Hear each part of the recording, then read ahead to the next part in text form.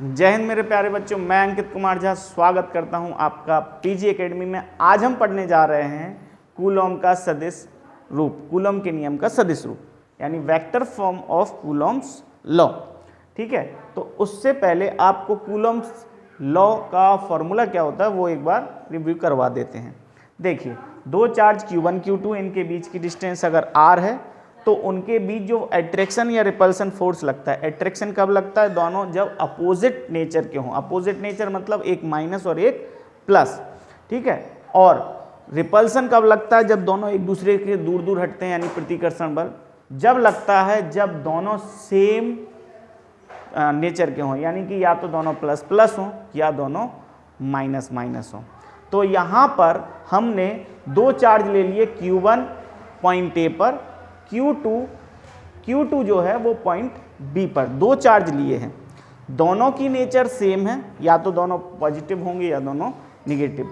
इसी वजह से दोनों पर रिपल्सन फोर्स लग रहा है। देखिए, Q1 पर लग रहा है Q2 की वजह से F12।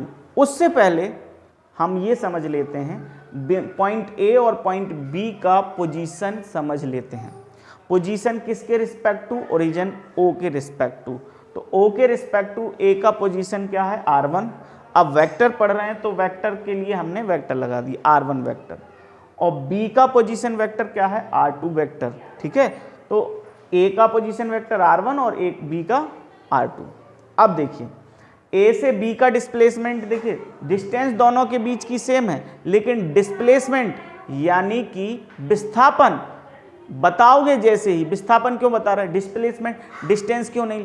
क्योंकि डिस्टेंस एक स्केलर क्वांटिटी होती है, दूरी जो होती है वो एक अदिश राशि होती है, इसलिए हमने इसका डिस्प्लेसमेंट लिया।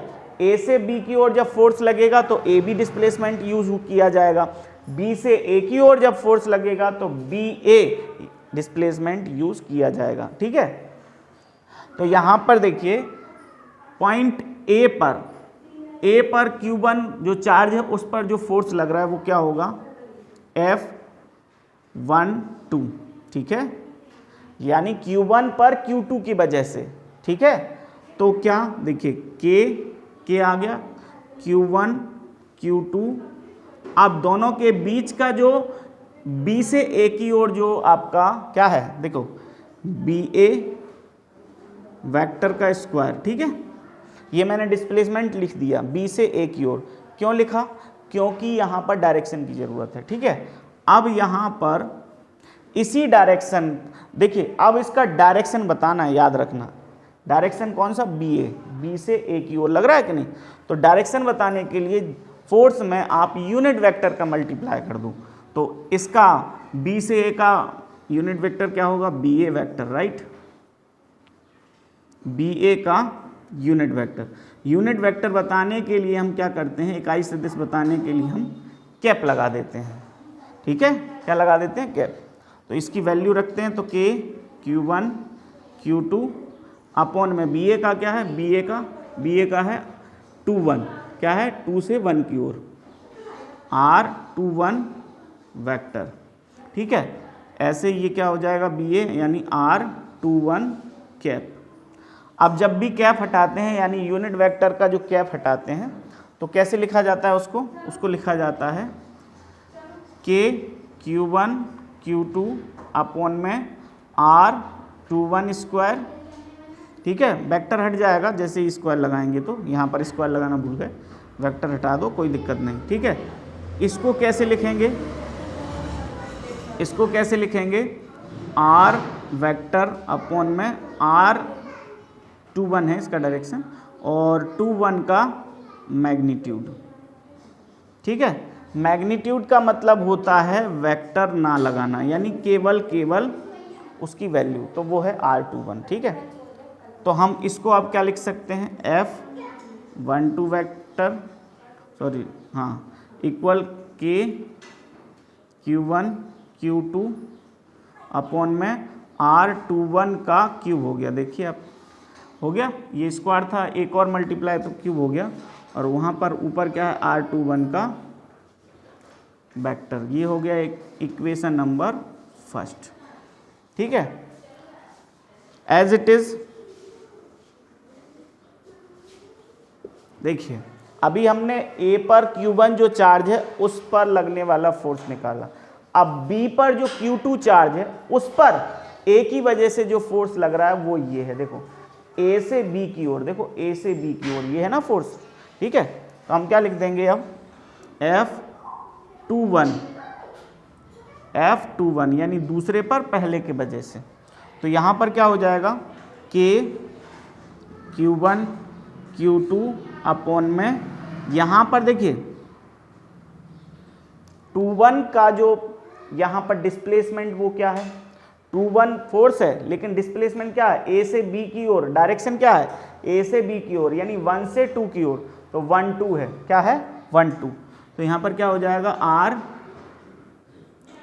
R12 का होल क्यूब, यहाँ पर भी क्यूब है ना, तो एज इट इज इसका भी आ जाएगा। ये प्रोसेस पूरी करेंगे तो ऐसा आ जाएगा, लेकिन हमें पूरी करने की जरूरत नहीं है क्योंकि मैंने क्या लिख दिया एज इट इज इसी तरह। और यहाँ पर क्या हो जाएगा 2 1 है तो यहाँ पर 1 2 का वेक्टर, ये हो गया इक्वेशन नंबर 2, ठीक है। तो ये तो कूलॉम का नियम का क्या हो गया सदिश रूप।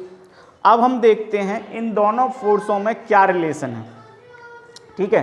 तो इन दोनों फोर्सों का रिलेशन बताने के लिए मैं इसको रफ करता हूं।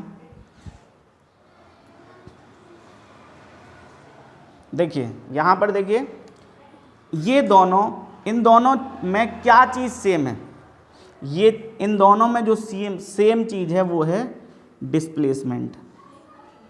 डिस्प्लेसमेंट का जो मैग्नीट्यूड है वो जरूर सेम है। देखिए यहां से यहां की ओर, A से B की ओर, और ये क्या है B से A की ओर, राइट है कि नहीं। तो हम इसको ऐसे कैसे लिख सकते हैं, देखिए यहां पर देखेंगे तो AB वेक्टर, ठीक है, AB वेक्टर का जो मैग्नीट्यूड है वो कैसा है, -BA वेक्टर के जैसा है, -BA वेक्टर के जैसा है। देखो ना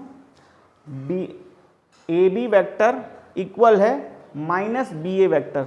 -BA क्यों ले रहा हूं, क्योंकि देखो माइनस क्यों लगाया, क्योंकि AB के अपोजिट डायरेक्शन में है लेकिन मैग्नीट्यूड सेम है, इसलिए जब भी डायरेक्शन चेंज होता है और मैग्नीट्यूड सेम बना रहे तो ध्यान रखना AB को BA बनाने के लिए माइनस लिखना पड़ेगा, ठीक है। AB displacement -BA displacement same है दोनों, ये आपने पढ़ा होगा। तो इसको मैं क्या लिख सकता हूं, अच्छा AB वेक्टर की वैल्यू क्या है डिस्प्लेसमेंट की, ये है R21 vector equal to -R12 vector, ठीक है। अब यहाँ से इक्वेशन फर्स्ट और सेकंड से जब इनकी वैल्यू उठाकर रखेंगे तो क्या बनेगा, from equation first and second, इसको बोल देते हैं थर्ड, बोल देते हैं इसको, है ना। तो from equation first second and third,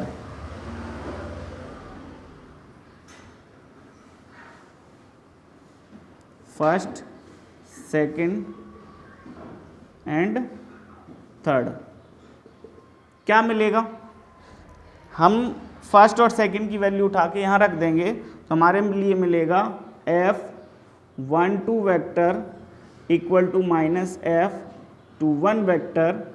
अब ये कैसे होगा, देखिए यहाँ से जब मैं वैल्यू खाली करूँगा R21 की तो क्या होगी, R21 की वैल्यू होगी इसका क्रॉस मल्टीप्लाई इसमें, यानी पहले इसकी निकाल लेते हैं, R21 की निकाल लेते हैं, R21 की क्या होगी, यहाँ से इसकी निकालो तो ये हो जाएगी इक्वल, इसको क्रॉस मल्टीप्लाई यहाँ F12 वेक्टर इनटू में R21 का क्यूब अपॉन में ये दोनों चीज़ें नीचे आ जाएंगी तो KQ1 इंटू Q2, ये हो गई R21 की।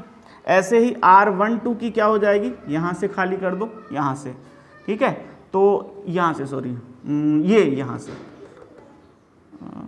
ये है R12 की ये है, ठीक है। तो R12 की वैल्यू खाली करोगे तो ये चीज़ मल्टीप्लाई में पहुँच जाएगी, यानी क्या हो जाएगा F21 वेक्टर ये इनटू में ये R12 क्यूब अपॉन में ये दोनों चीज़ें KQ1 और Q2, अब जब दोनों चीज़ें देखिए, आप दोनों चीज़ों में एक ये दोनों उठा के यहाँ रखोगे तो क्या होगा, ये कट जाएगा इससे और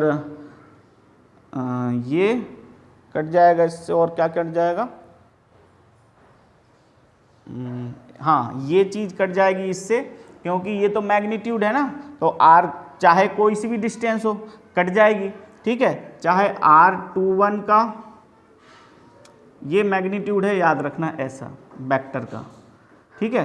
तो r21 वेक्टर का मैग्नीट्यूड हो, है ना, या r12 के वेक्टर का मैग्नीट्यूड का होल क्यूब हो, सेम होगा, दोनों सेम है, इसलिए ये भी कट जाएंगे, बचेगा क्या, f12 और f21, ठीक है, माइनस लगा ही हुआ है, तो ये चीज़ यहाँ से ऐसी आ जाएगी।